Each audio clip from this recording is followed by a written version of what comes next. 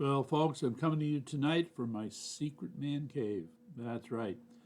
The storm has caused an unfortunate delay, had a lot of shoveling to do. It was going to be a long trip. Didn't want my friends to be endangered.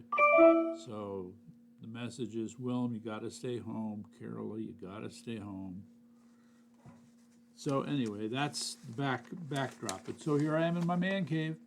Here it is, Monday, January 26th, the year of our Lord 2026. How do you like them apples? And we have got quite a few things to go over. I am very concerned about what's been going on, especially in Minneapolis. It doesn't start there, it doesn't end there, but it's big. Okay, first of all, remember to subscribe, to like, to get your alerts for when we're on.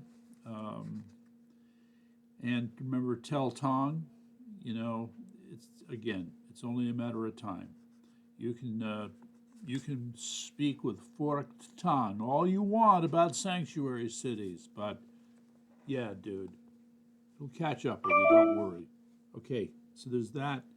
Tina Peters, a little complicated. So we had this incident. There's a video where she was assaulted by a female inmate, but it was characterized as if she was the perpetrator. It was all a matter of whether you started the video from the beginning or in the middle. If it was in the middle, it made her look like the perpetrator. In the beginning, you could see it was the other inmate. So there's that. Meantime, her lawyers continue to push to get her out of jail. How's that going? Well, again, I just feel like there has to be serious pressure, not more pressure, but serious pressure. It has to come from so many different quarters. If Governor Polis is going to wake up and realize that his life will be so much better if he releases her right away. So that's with Tina. Meantime, I don't have much choice, so forgive me. Do I have much choice but to talk about Minneapolis? Okay. I think, ladies and gentlemen, the one point I want to make about this is that, and Jesse Kelly put it very well in a piece that he did. You have three things that are keeping the Democrat Party alive, and you'll find all three in Minneapolis. That would be the NGO grift, the money being funneled to the Democrat Party, and the election fraud. Now, I know not much has been said about election fraud in Minnesota, but it's part of a larger picture that continues to be unresolved. You have more votes than voters. You gotta say what's going on, but nobody's doing anything about it. Same old story.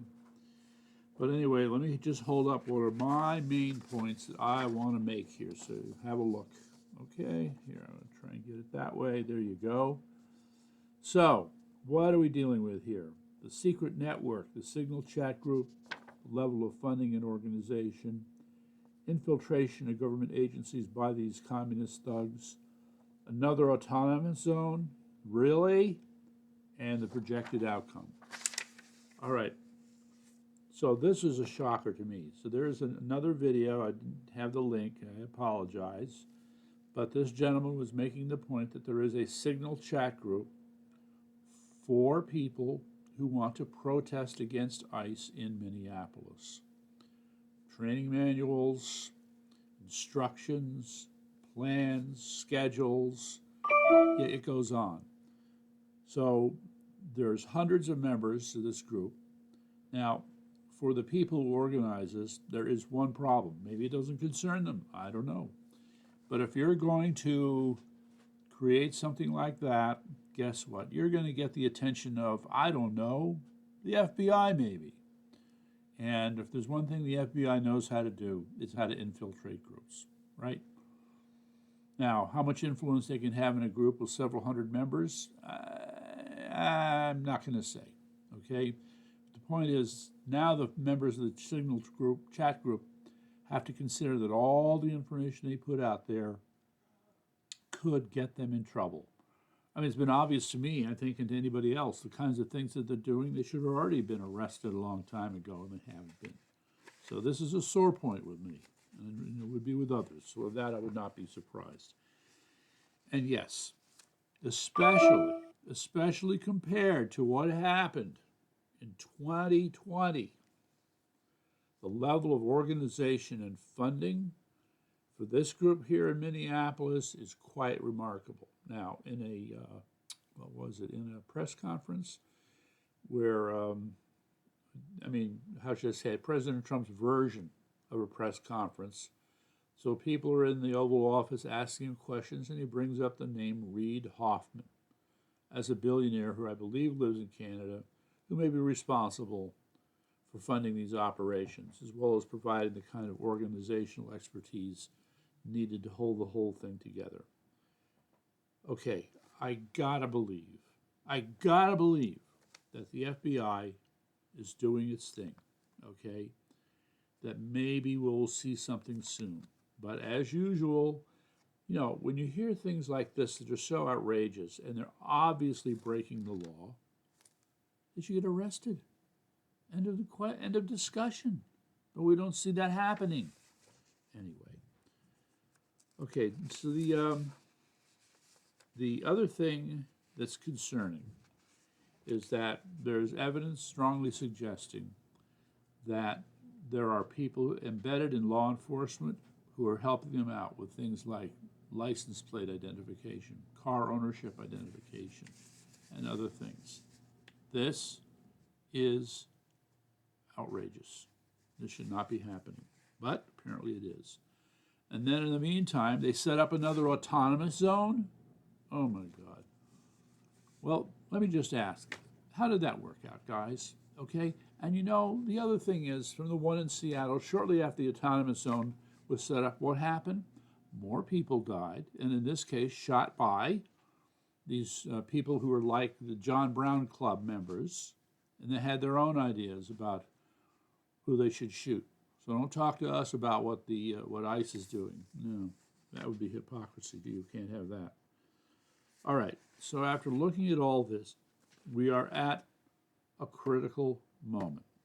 Our nation hangs in the balance on what happens, in Minneapolis. Do these protesters have the upper hand? Would say, sure looks like they're ruling the streets, so to speak. You've got all these people who are not residents of Minnesota who are piling into Minneapolis as well. Now, I just have to mention another winner of the Darwin Award was this stupid young woman who thought she could grab a flashbang. Well, that didn't work out very well. The word flash might imply heat, in which case she horribly burned her hand. Okay? When are you going to learn? Anyway. So there's that. So the outcome, what's it going to be in the next 2 weeks? Holman's meeting with Walz. President Trump has tried to make it seem like he had a nice conversation with this doofus, Tampon Tim. But I can't help but think that Mr. Holman will be the perfect person who's going to deliver some very bad news to Mr. Walz. So that's going to be, will they back down? We would need to see some serious unwinding. But again, to the earlier point, President Trump is asking the Democrats in Minneapolis to commit Harry Carey. All right? If you're going to let those illegal aliens be taken out, you're going to be losing a lot of votes in your next election. Okay? And to a certain extent, you're going to be losing some of your management team with respect to the grift that you keep running. So, yeah, they're going to have to fight. They're not going to roll over and die. So we're going to see all kinds of sneaky crap pulled, which leads me to my main op-ed message: mass arrests now. All these people who are doing this stuff should turn right around, grab them, throw them in jail. I mean, I know you've got your liberal judges in Minnesota, but something has to be done. You can't just keep letting them run in the street. All right, so that's Minnesota. let's move on. The other hot issue that I would like to bring up, of course, is Canada. All right. I mean, it's weird how this big country to our north goes through these moments where they're important and then they're not important. Important and then they're not important.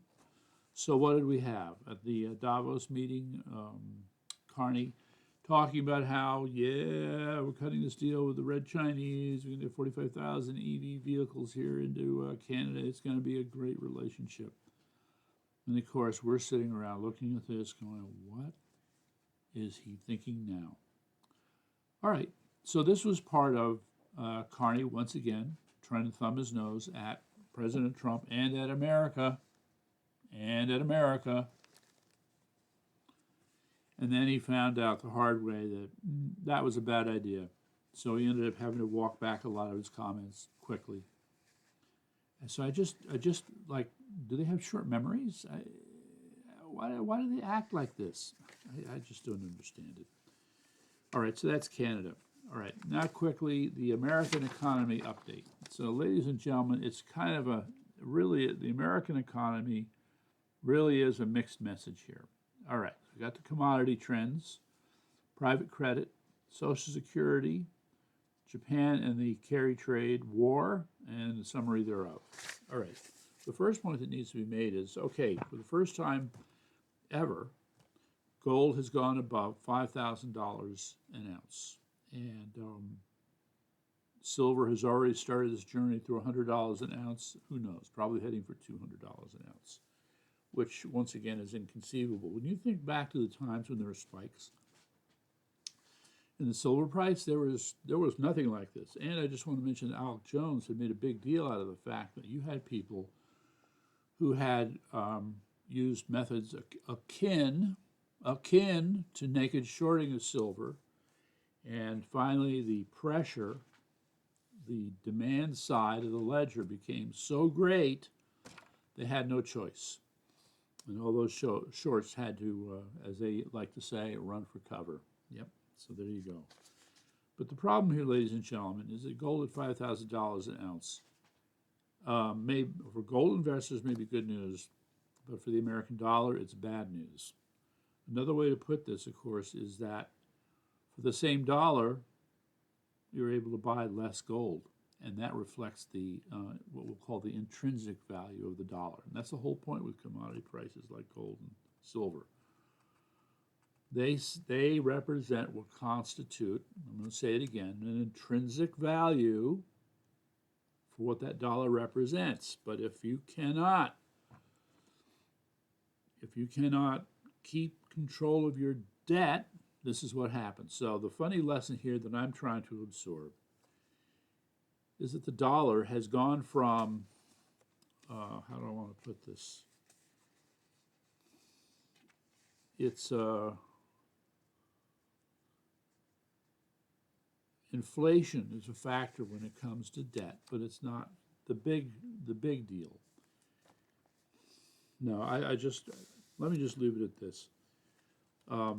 This is going to continue to get worse, and we're going to find ourselves, people who own various assets are going to find out that those assets are worth less and less as the price of gold goes up, okay? Something to keep in mind. Meantime, there was a report about a meltdown in the private credit market. Okay, well, I think the thing I want to point out that I understand about the private credit market is how interlocked everything is, okay? True also for the banks. So you have banks that have tried to serve the private credit market, but if you are finding that your risk profile is not working out as expected, this is what you're going to get. And I think I would like to say that private credit may turn out to be the canary in the coal mine here. And it's hard to see all this because the stock market is doing well, the economy is doing well, inflation seems to be under control, unemployment seems to be under control. A lot of businesses are reporting that they have good activity, et cetera, et cetera. Yet somehow, in the middle of all this, you have these little warnings. Gold's not so little, it's a big warning. Private credit is a warning. Then the other thing that people should have paid attention to, I'll get to here in a second, was the quote, the carry trade, Japan and the carry trade.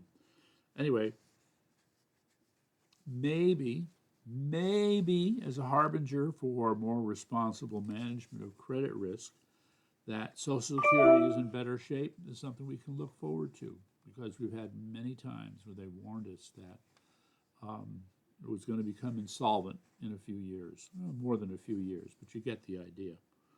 Meantime, with respect to Japan and the carry trade war, we've had its arbitrage, okay? We've had an interest rate in Japan that's very low, here's low, where's high? Here you go, there's high. High and low. Okay, so they would buy debt in China at a very low rental rate, interest rate, and then they would run back to America and reinvest at that higher rate. And that's how a lot of companies have been making money for a very long time. That is until Japan decided to start raising its interest rates. Okay. In the meantime, the yen, well, I don't know. If you're raising the interest rates, is that good for the yen? Might not be. So now what do you see? Now you see the Japanese banks intervening. They're trying to, quote, defend the yen by buying more of it. Funny how these things go around in circles, ain't it? So the sense is that, all right, the way I want to put this is I'm going to go out on a limb and I'm going to make a prediction. There is going to be an event. That's right. I'm not sure what exactly that event is, but there'll be an event. Whether it's an oil crisis, a huge banking crisis, a commodity crisis, something unexpected, something that probably qualifies as a black swan will come along, and we'll see the stock market driven into I'm going to say it, a short-term bear market. But it'll be dramatic. It'll be kind of like what happened with the tariffs last year. Only I think it'll be more profound, it'll be more scary, just my sense. But it's going to be something that, once again, we need to go through. All right, so that's my take on the American economy. Meantime, just to get through a couple other things, let me just read this to you, okay? I'm a big fan of the newsletter Post and Email by Sharon Rondeau. And, yeah, she likes this person, what's her name? I'm sorry. Goudsmith, I believe is her name. And she had a little something to say about what we call the humanitarian hoax. So what is the humanitarian hoax? Well, I'm glad I asked that question. The humanitarian hoax is the deliberate and deceitful tactic of presenting a destructive policy as altruistic. I'm thinking of DEI. I'm thinking of CRT. I'm thinking of SEL. I'm thinking of transformative SEL. The humanitarian huckster presents himself as a compassionate advocate, when in fact he is the disguised enemy. So that is Linda, that's her name, Linda Goudsmith's take. Well, I still have to finish it up, but this is all going to be posted for you to go and check out. Highly recommended. Okay. She just came out with the book of humanitarian hoaxes. So that's a little something to keep in mind. Now, there's this other piece that came out. You know, when President Trump went to Davos, he had a book, a binder. It was about, what would you say, about yay thick? Something like that. It was a pretty thick binder, listing all his accomplishments over the last year. Good timing. But I don't think he included in that binder everything that Lee Zeldin, the commissioner of the EPA, had wanted to add, which would have been the EPA's 500 wins. So, not to be outdone, Commissioner Zeldin had a few things to share, a few. So I'm just going to rattle them off. Reduce childhood lead exposure, reduce mercury exposure, reduce PCB exposure, reduce nitrate and phosphorus runoff into drinking water, reduce exposure to PFAS, reduce exposure to perchlorate, reduced pesticide exposure in homes and food storage, reduced exposure to 1,3-butadiene. So a lot of this is driven by rules that they've passed, but they understand what needs to be done in order to achieve this. And the surprise is that it didn't have to be done on the back of greater regulation. No, I think it's just a matter of either enacting what's in place or creating other conditions that would, shall we say, incentivize said actions, okay? So, yeah, there's that. And let's see, what else did I want to get through and through here for you? Oh, what am I supposed to think? Oh my God, I don't know if you saw it, but I saw it. So once again, gumshoe journalism, getting out there, walking around, and they show the building. A huge building. I think it was an old converted factory building. That thing had to have been bigger than 2 aircraft carriers. And in that building were, ladies and gentlemen, 400 fraudulent Medicaid businesses. That's right, 400 of them all in one building. We are looking forward to an explanation on that one. So I just had to share that with you. The other thing, of course, is what's happening in Iran. This is horrible. The title should really be Khomeini gives Trump a huge, blood-soaked middle finger. Okay? So depending upon who you're talking to, it's 20 or 45,000 Iranians who have been killed, within the last 48 hours. And the secret in the sauce was that that Khomeini brought in mercenaries. That's right. He brought in Arab-speaking mercenaries who don't give a crap about Farsi-speaking citizens. And they've proceeded to shoot and kill quite a large number. All right. So this is a challenge because President Trump said, look, if you start killing people, we're going to have to strike. So President Khomeini, Ayatollah Khomeini, is saying, I double dog dare you to attack us.